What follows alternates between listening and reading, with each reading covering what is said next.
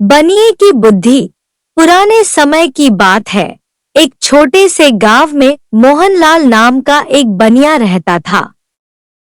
मोहनलाल अपने व्यापार में बड़ा ही कुशल था और अपनी समझदारी के लिए पूरे गांव में मशहूर था। उसके पास हर समस्या का हल था और लोग अक्सर अपनी मुश्किलें लेकर उसके पास आते थे। लेकिन उसके पास एक खास बात थी। वह अपनी बुद्धि और चालाकी का उपयोग हमेशा सही और सच्चाई के मार्ग पर करता था। एक दिन गांव में एक धनी व्यापारी आया जो दिखने में तो शरीफ लगता था, लेकिन वह अपने छलकपट के लिए दूर दूर तक जाना जाता था। उसका नाम था भूपत राय।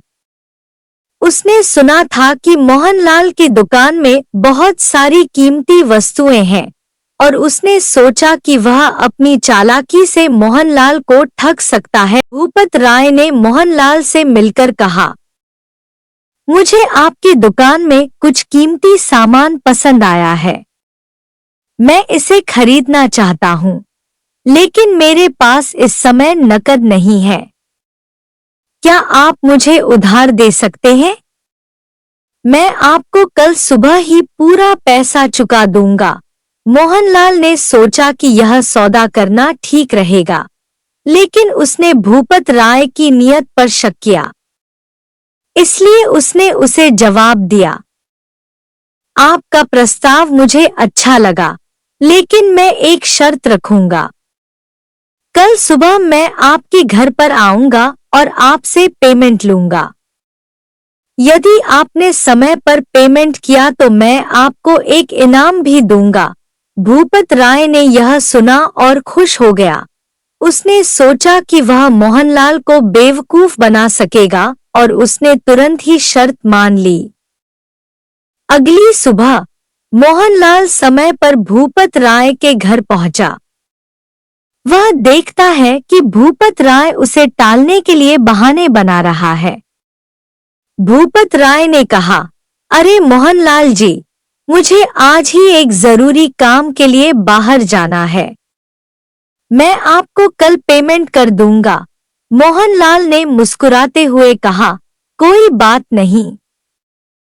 मुझे मालूम था कि आप व्यस्त होंगे, इसलिए मैंने एक खास इंतजाम कर लिया है। मोहनलाल ने अपना थैला खोला और उसमें से एक छोटा सा मटका निकाला। उसने भूपत राय को वह मटका दिया और कहा, यह मटका आपकी अमानत है। इसमें मैंने आपका उधार बकाया रखा है। जब आप समय निकालकर इस मटके को खोलेंगे तो आपको आपका पेमेंट मिल जाएगा।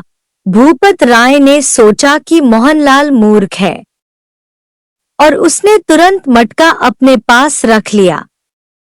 जैसे ही मोहनलाल वहां से गया, भूपत राय ने मटका खोलने की कोशिश की, लेकिन उसे मटका खोलना बहुत कठिन लगा।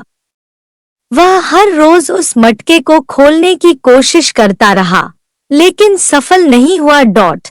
दिन बीतते गए और भूपत राय समझ गया कि मोहनलाल ने उसे उसकी ही चालाकी में फंसा दिया है।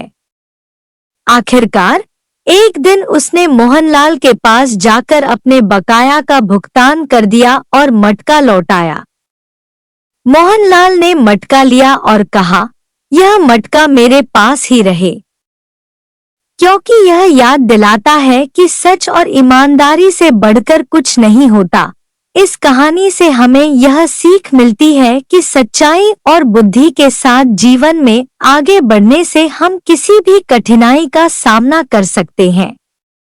मोहनलाल की बुद्धि और ईमानदारी ने उसे न केवल ठगी से बचाया, बल्कि भूपत राय को भी उसकी गलतियों का एहसास कराया। धन्यवाद। अगर आपको हमारी यह कहानी पसंद आई हो तो कृपया वीडियो को लाइक करें और अपने दोस्तों के साथ शेयर करें।